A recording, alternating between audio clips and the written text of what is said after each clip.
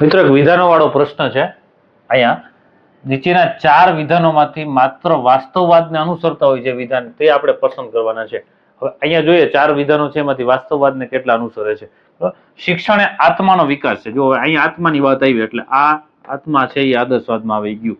ચાલો, શિક્ષણ એ જીવન જીવવાની તૈયારી છે. બરાબર, તો આ વાસ્તવવાદને અનુસરે. એટલે જોવો છે બીજું વિધાન ક્યાં છે? અહીંયા છે, અહીંયા છે. આ ઓપ્શન ગયો, આ ઓપ્શન ગયો. બરાબર. ચાલો, પછી શિક્ષણ એ ઈશ્વરની સિદ્ધિ છે, સિદ્ધિ માટેનું સાધન છે. તો અહીંયા ઈશ્વરની સિદ્ધિ હોય તો એ પણ આદર્શવાદ આવે. બરાબર, એટલે એ ઓપ્શન આપણો આવે નહીં.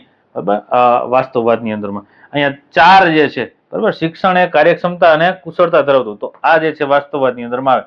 તો બીજું અને ચોથું વિધાન ક્યાં છે? આમાં નથી, અહીંયા છે. તો બીજું અને ચોથું વિધાન જે છે એ વાસ્તવવાદ જે છે એને અનુસરે છે. એટલે અહીંયા આપણો જવાબ છે મિત્રો બી આવશે. આવા જ અલગ અલગ પ્રકારના પ્રશ્નો જે છે સોલ્વ કરવા માટે એકલવ્ય એકેડમી ઇન્સ્ટાગ્રામ પેજને ફોલો કરો.